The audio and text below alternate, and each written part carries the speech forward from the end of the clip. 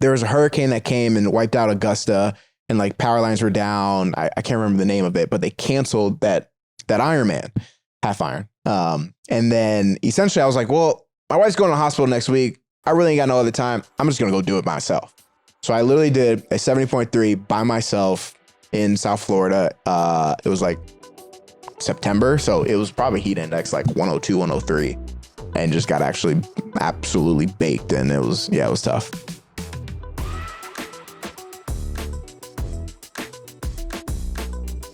What's up, everybody? I'm Peanut Tillman, and this is the NFL Players Second Acts podcast. And with me, as always, my trusty co-host, Roman, I Smoke the Bear Harper. Yeah, I don't know. Thank you. Appreciate it. Really looking forward to this next guest that we have, man. He's been a very entertaining running back in the league for a long time, and now he's doing different things in his second career, man. I really want to get into it and let him dive and share with us exactly how he's been living out his dream.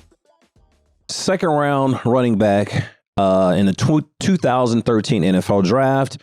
Played 10 seasons, played for the Bengals and the Bucks. Now he's in the real estate and he is a photographer. Ladies and gentlemen, please welcome to the pod, Giovani Bernard. I feel like we got to get like real applause. Or we need to get some I feel like because we need the sign. I we think we need give the sign. these dope ass intros, and then it's just like two people clapping, like your mama it's also clapping. a bigger room. It's a bigger It room is. this time. Sometimes it gets really loud. Sorry, Gio. It's all good. We're gonna be working on it.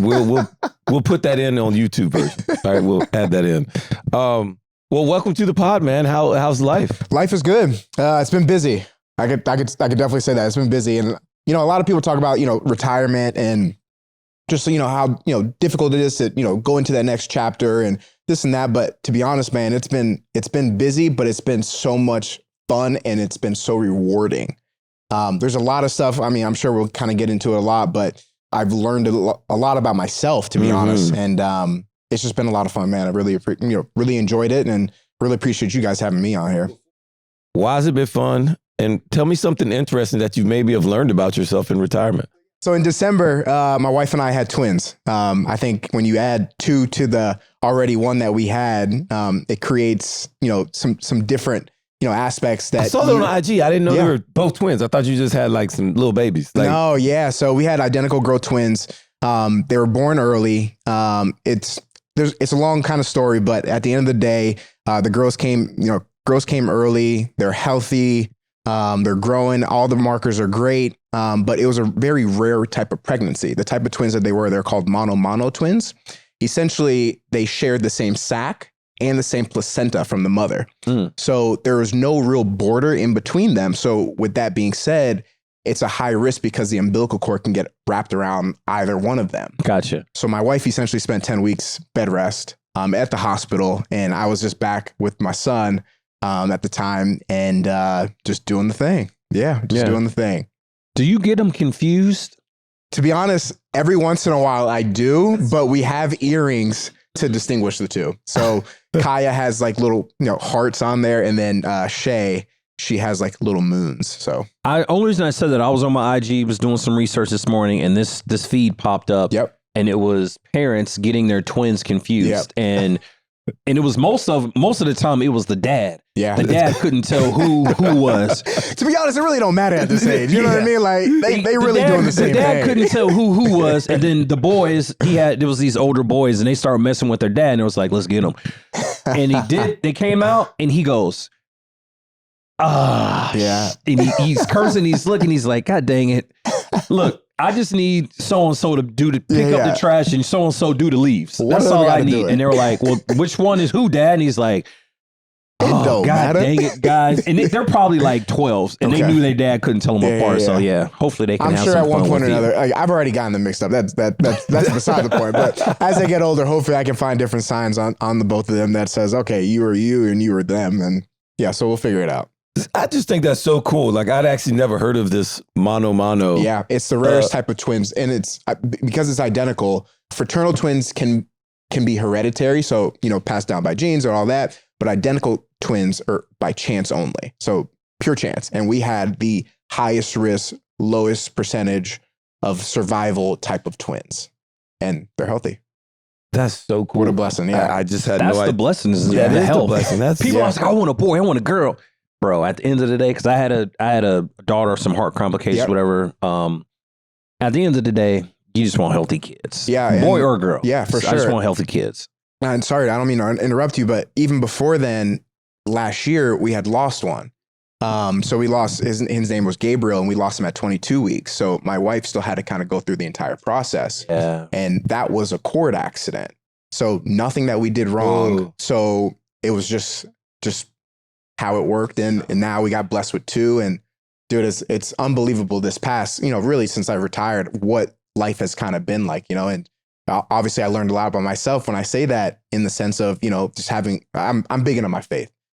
Just putting just letting go of control. Cause when you're playing, you try to control everything. You kind of, you try to, right? But there's some circumstances and some times where you really just have to let go and just let God kind of take that wheel and to just drive your life. And really this past year has kind of been one of those moments where I just let go, and he blessed us with two additional, Yeah, and, absolutely. just super thankful that they're healthy, that they're doing their things. And, just super grateful. That's probably one of the hardest things, though, is when you're dealing with something, just in a life event, a very serious life event, and you got to let go. For me, I know with my daughter, her health And I'm situations. sorry about that. I didn't know that. Oh I'm yeah, sorry. no worries, no worries.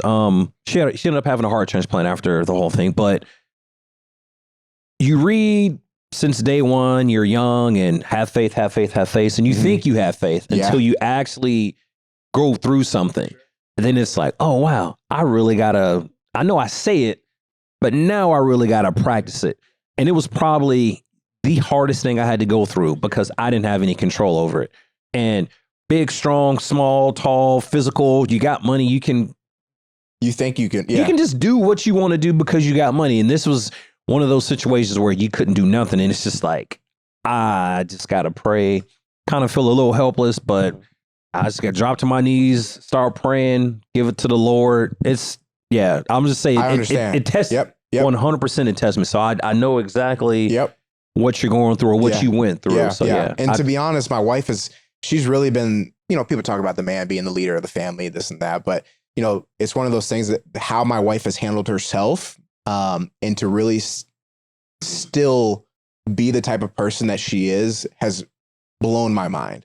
Sometimes you don't really see your wife going through struggles like that, I'm not gonna say like things were given to her, this kind of stuff, but we never really had a big, moment like that as a, being in a couple. Mm-hmm. And when something like that happens, you have no idea which way it's going to go. You can go left and go right. You don't really know. But for us to have stayed the way that we did, and for us to learn about each other the way we did, during that process, man, it was just, it was unbelievable. And she's so if anything, that process, would you say it brought you and your wife closer together? 100%. And, people talk about regrets and things like, man, like as much as I want Gabriel to be here with us, I don't think we would have had the twins if we didn't. Mm-hmm. And I don't think my wife and I's relationship would be as strong. Mm-hmm. Not saying that we were, that things were happening before, not at all. Like we were great. But I think you reach a different level when you go through a life event like that. Absolutely. You know what I mean? And, So it's just kind of one of those things like, we saw a different side of each other and we leaned on each other. And that's what you want in a relationship, right? Well, I want to say this, man. It's a blessing to hear both you guys sharing that story again personally, from somebody that has not had to go through a tragic moment like that. From my lucky self. He's so lucky, no, man. It's just, it's just what God has for all of us is for us. And you really don't get to pick and choose on your own. And so I'm going to switch gears a little bit and try and talk about a little bit about your career. We all have these moments. You've talked about a few moments that you shared with us in your post-retirement career, but I want to go back to your NFL career. What was your first welcome to the NFL moment? My rookie year, we had Vontez Burfict. We had Ray Maluga. We had Taylor Mays. We had Reggie Nelson. We had James Harrison was on our team at the time. We had Carlos. Tons of guys on the defensive side of the ball. And when I was in college, you coming out like you're running back, nobody really trying to tackle you in practice. They kind of keep it easy, whatever. And especially when you have uppers on, right? You just have uppers, no lowers, and And you were also the main man in North Carolina. Yeah, so exactly. Yeah, so nobody's touching me, right? Everybody just tagging off. Let's just tell the whole story. You was the man. Go ahead. So it was just tagging off, right? So that's kind of what I expected. It was like the third day, when you could start putting pads on. So we just did uppers only that day. And I'll never forget, man. I went through that line smooth, broke through, got up to the secondary. George Iloka, he's from Boise State. He was second year guy at the time. Mm-hmm. Came up and just put that shoulder right in my chest. He was a safety, yes. Oh, went down. And then it was just like, okay, everybody's going to tag off on Gio today, right? That was early in practice. Vontez hit me later on in practice, and then I got hit by somebody else later on in practice. After practice, Marvin Lewis called everybody up and put his arms, he said, Gio, come here. Put his arms around me in the middle of the huddle. Said, this is our guy. We don't want to hurt him. You know how soft I felt, bro? He took so much pride from me by saying that. You could have left me in the back. Don't even say nothing. Don't bring me up in front of everybody. I'm a rookie. Come on, man. So, man, ever since that day, every time I have put that helmet on, as long as we got a helmet on, it's full contact to me. Yeah, absolutely. You know what I mean? So I learned a lot from that little moment. But I'll never forget somebody like just that. bringing somebody up in the middle of the entire team. Hard Knocks was on us too. So yeah, that was on it too. So, and then he'd put his arms around me and say, hey, man, hey, fellas, this is our guy. We don't want to hurt him, right? We want to take care of our own. I'm just like, goodness gracious, man, don't do that to me. So that was my welcome to the NFL. What was the hardest hit you took? Probably that practice. And probably practice. Okay. Hardest one. What about game-wise? Yeah, someone just gave you the business where he was just like, yeah, dang, coach, I don't even want the ball no more. He got me too good. Yeah, I mean, I know I had one in, it was a wild card game, 2015, where Shazier hit me and I was knocked out. But when you get knocked out, you don't really know. You don't feel nothing, right? That's what everybody says. You just wake up. I just got knocked out. I woke up. I'm cool, right? But as far as like hits like that, you kind of have to stumble off the field, or they call timeout. They have to come get you. I was playing against the Colts, and it was a swing route and Vontae Davis, and I had worked out with them, and obviously all the stuff that has happened. I've worked out with him down here. He was a Miami guy, and we would work out quite a bit. And I'm playing against him, so we met each other before the game. Just chopping it up, whatever. I had a swing route, a little swing route to the left, and it was covered too. He was just chilling there. Andy didn't see him. It is what it is. Got me right in it was like one of those Reggie Bush hits. You remember that? Yeah, it was kind of like that. I was actually there. Was that the same effect though? Was it like, oh yeah, it was that. Rolling on the ground, can't breathe. I didn't roll on the ground, but it hurt me, right? So I got up, went to the sideline, because it was definitely, they had to come get me. I got off to the sideline. I came back. It was a third down play. I was on first down, missed second down, came back for the third down play. Same type of play. It was more of a check down this time instead of like a played route. Same type of hit, same location, same person. And I was like, come on, man. I just laid there. I couldn't do nothing. So that was it. So going into this wild card game, let's go back to that. What was one of the memories you take away from that game? Well, because it was a back and forth, like, yeah, and I think part of it too is like we played Pittsburgh later on in the season that year, and it was like a little screen pass to myself, and it got intercepted by somebody, and then Andy tried to make a tackle on that play and mess his thumb up. Mm-hmm. So we were hoping that he would be ready for this wild card game, but he wasn't. AJ McCarron had to step in and play, and he played well, right? We just dropped the ball with how we reacted to certain situations in the game. Mm-hmm. It is what it is. I was knocked out by third quarter, so I was already out. But it's just, that's part of it, man. Like certain teams that don't necessarily make it every year, and that was kind of one of the years where we've had the teams, we've been in the wild cards, we had the players to do it. It was just we weren't experienced enough to go deep into the playoffs, or we haven't had the experience to go in deep in the playoffs to really understand what it takes to win that first wild card game. So it is what it is, man. A lot of people learn a lot of things, and it's part of the game. when you first got into the league, all right, your first 3 years, you go for over 1,000 yards in each of your seasons, first 3 seasons. I mean, at that point, was the NFL easy? Like, how did you expect the rest of your career to kind of go after that? I'm sure we're having that much success early. I've always been the type of person, I never had fun playing. I was always just like, I gotta get it. Simple as that. Like, ain't nothing to it. Especially growing up down here, like, it's fun to play the game, but at the end of the day, there's parents and there's coaches, there's fans betting on, 6-year-olds. Well, you also ball. went to St. Thomas. Correct. Yeah. So like, that's it's a real thing, right? So for me, it was all about like, you got a ball and that's it, right? And so from those first 3 years, that I was doing my job, right? And I felt that I never really appreciated doing the job. I just did it because that was second nature. Whether good or bad, it is what it is. You never stopped to smell the roses? No. Like now I do. Yeah. Now I think about it. I'm like, that was kind of decent. You know what I mean? Like, it was You all earned right. it. You were good. Right? You did your thing. And to be honest, like, it was kind of part of the later career when I spent a couple years in Tampa. Some of those memories were some of my most favorite because I didn't care about the yards. I didn't care about the TDs, man. Like, I didn't care about any of that. I just want to go out and have fun and play ball, right? And I remember there was a game against the Dolphins. It was my first year in Tampa, and I had messed up my knee. I had some MCL thing, and I came back that game. Missed one game, came back that game. And my first play was a 3rd and, I don't know, maybe 3rd and 6. And, I come in, they expecting some route from the running back, right? I ran a choice. It was in the goal line against Miami, and I was able to score. And that touchdown was probably my most favorite touchdown that I've ever had in my entire football career. And it wasn't because, I scored. It was because the fact that I missed the game and the fact that I enjoyed coming back, that I just took in the moment, and that I was able to earn my spot in a way. I don't know. It was weird, but I enjoyed that moment, and that was probably one of my most memorable touchdowns, to be honest.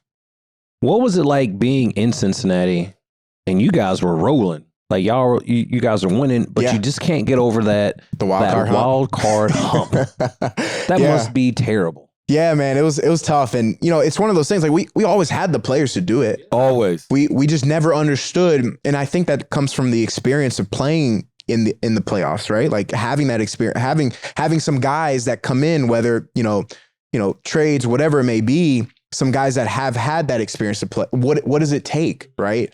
We didn't know. Most of the guys that were, that I was with, those guys we're all drafted by Cincy. We were all there, right? Mm-hmm. So we never just had that experience, but we always had the caliber team to be able to do it. We just, for whatever reason, lose our cool, whatever it is. I don't know. I want to talk about the timing of your career too. Maybe like when I put it all together, because I don't think I realized this about you, Gio. Was that so? 2020 was your last year with the Bengals. Yep. And you guys didn't go to the playoffs that year. No, we was trash. Right. So that was the same year that the Bucks won the Super Bowl. Correct. All right. Then you go to the Bucks. Don't tell me that. Here we go.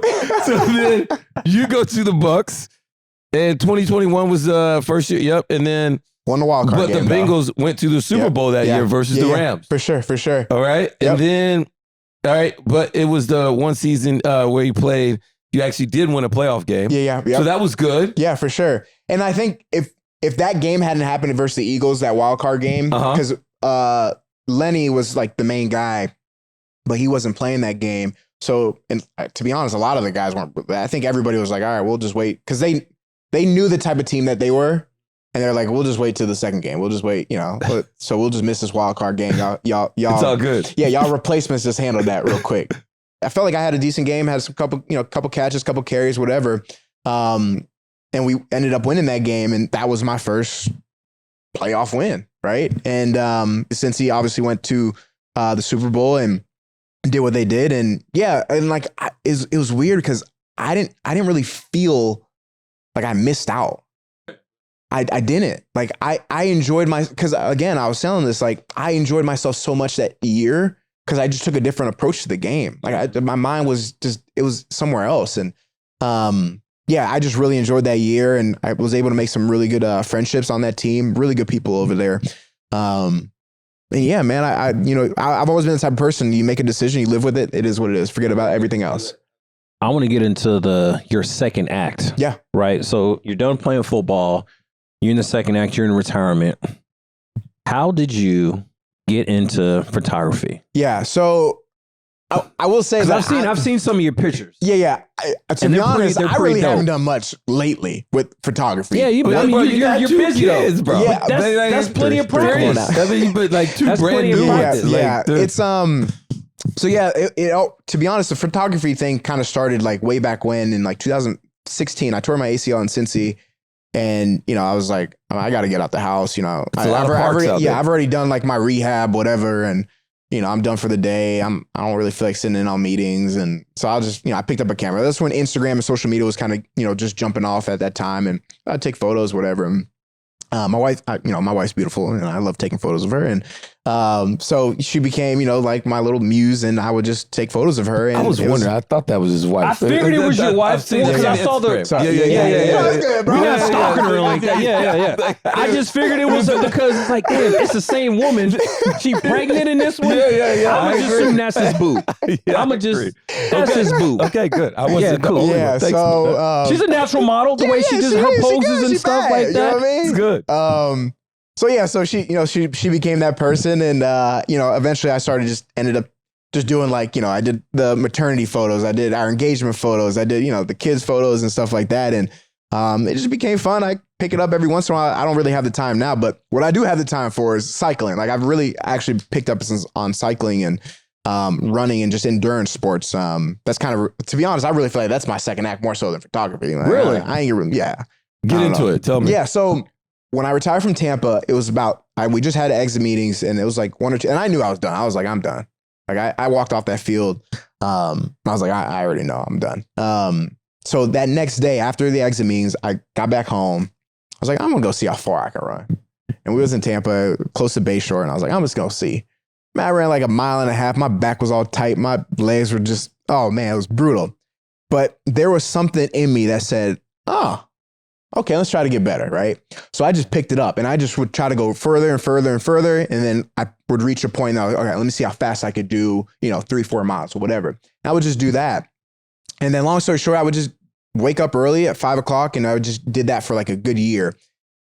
While I was running down here in South Florida on A1A, I ran into this guy, his name's Mike, and he was an Ironman guy, right? Mm-hmm. He did, that swim, cycle, run kind of guy. And he was like, man, like, you rolling, like you could pick it up, right? And I'm like, hey, I used to play ball, So we just started chopping, we started running together. And then he was like, you should just get a bike, right? Just get a road bike.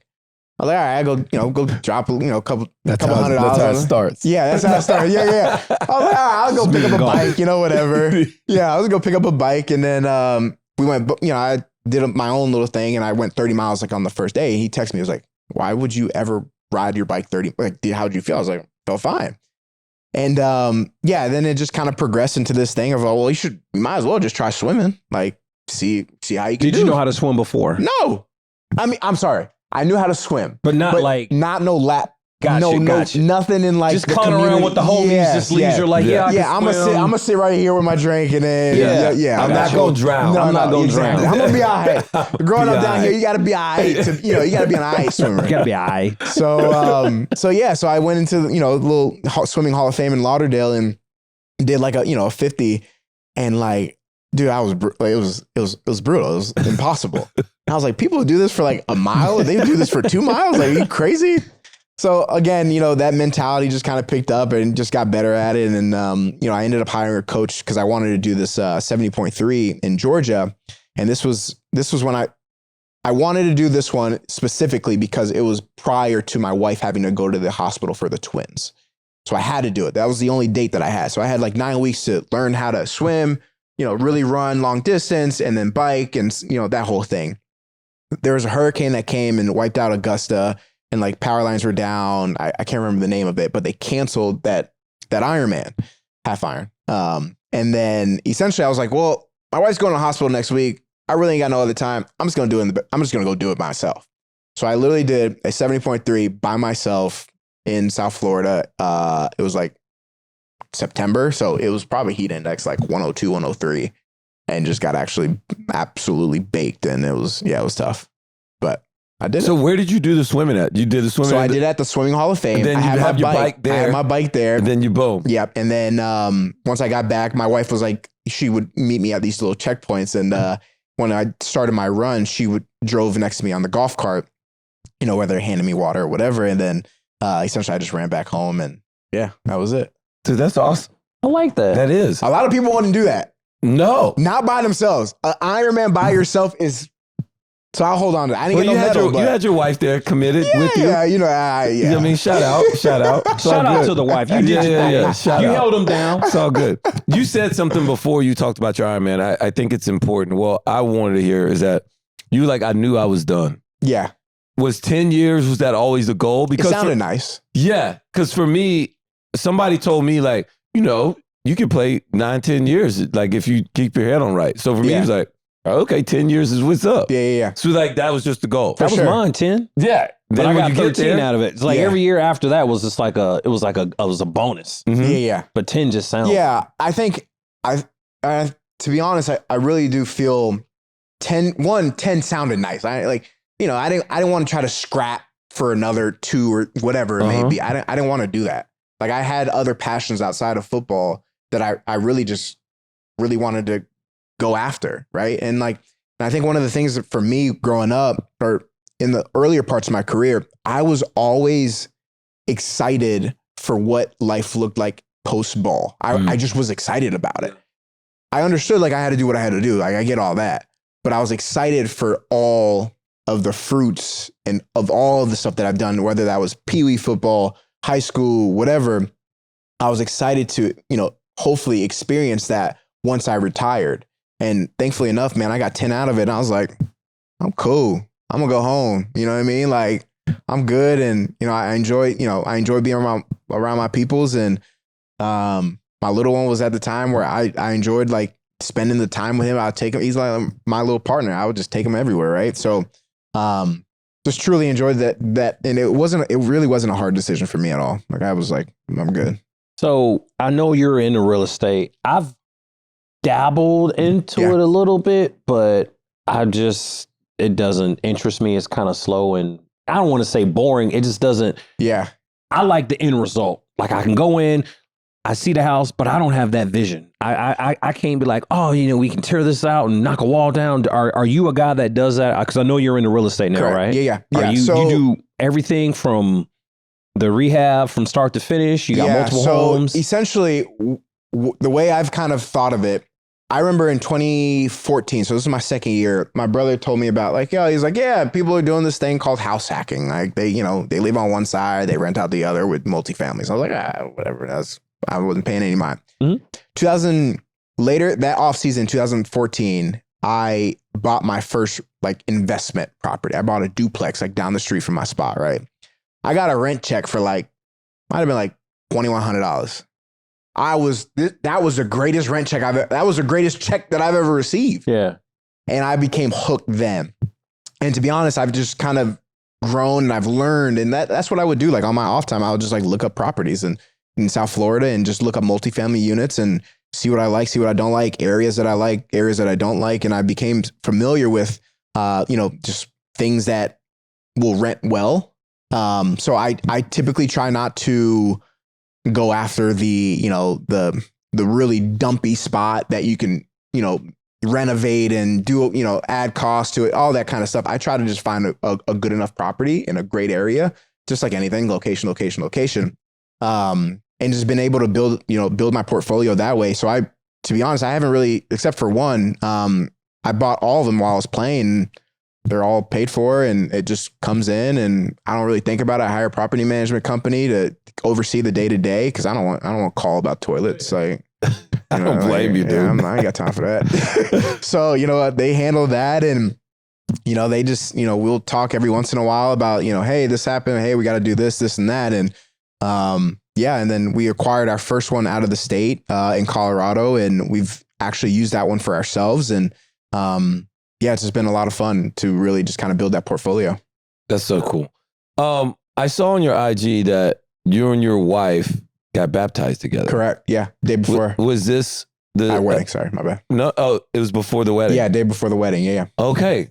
Tell me about it. Because it looked really cold. Yeah. as well. So we were, so my wife's a flight attendant. She works for Delta. She's been a flight attendant for 13 years now. And it was funny. We had this conversation. She says, I've been working professionally longer than you have. I'm like, come on, you gonna try me like that? So she's been a flight attendant for Delta for 13 years, and so one of the perks with Delta is that you can fly for free, right? So we would just hop whatever flight that looks good and stand by, right? There's nobody on the flight, we would just go. So we would do like 3-day trips to Paris, like during OTAs, like if you get done with practice on Friday, hop on that flight.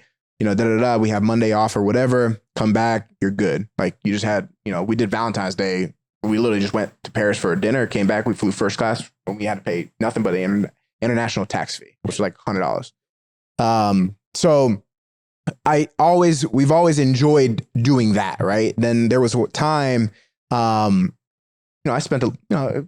enjoyed myself a little bit. I'm not gonna say I didn't, but I ended up buying a car, a Porsche, and pre-COVID, they did this thing called a European delivery. Different brands do it, and where you can go to the factory where the car is built, and you could drive your car around the area, wherever, bring it back to them. They'll ship it back to the US for you for free. So we did that. So we went to Germany.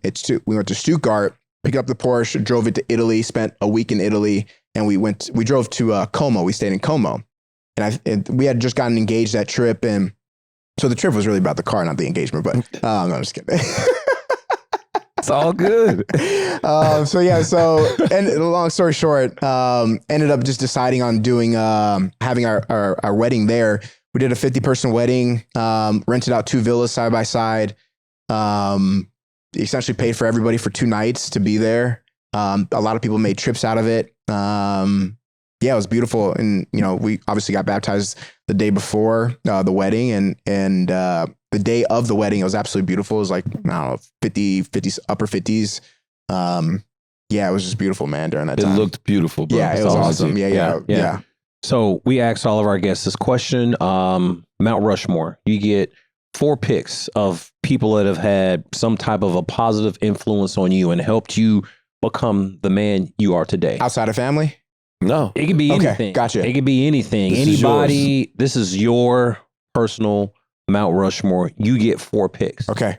If you could put those 4 people on the mountain, who would they be? Obviously, I'll combine everybody because I got a lot of people. I'll combine everybody like family wise. Like, I'll give my slot, my wife her own slot. So that's one. But my family, obviously, like my brother, my dad, those are 2 individuals that, they took care of me. My mom passed away when I was younger. That was huge. And those are the 2 individuals that, they just did things that I just, until now, I never really saw. So that's that. Chris Carter is one of those individuals. I played Little League football with his son. He was my coach, and he ended up playing high school ball with his son. Like the one that only catches touchdowns? Yeah, that's the one. Okay. Yeah. Coach Carter. Yeah.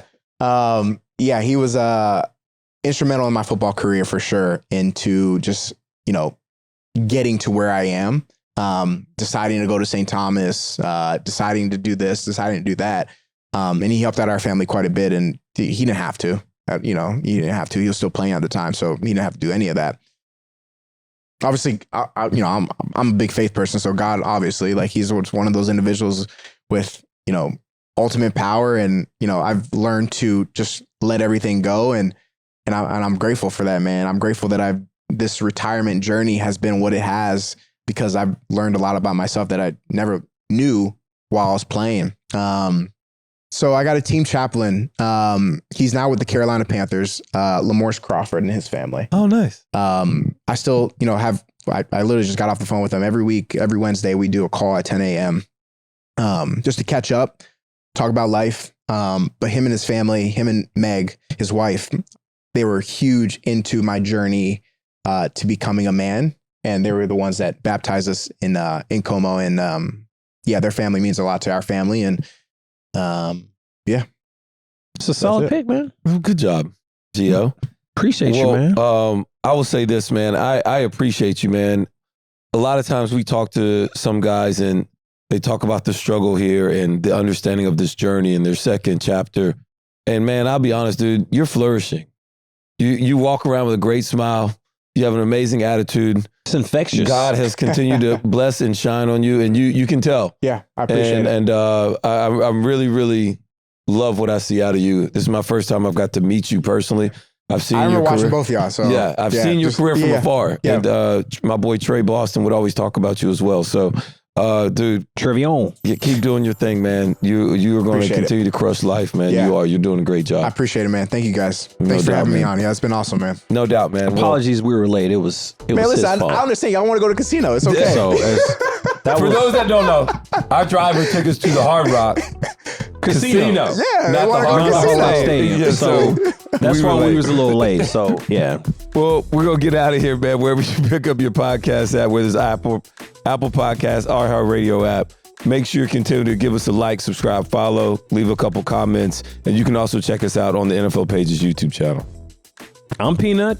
This is Roman. That's Gio. And this is the NFL Players Second Acts Podcast. We out.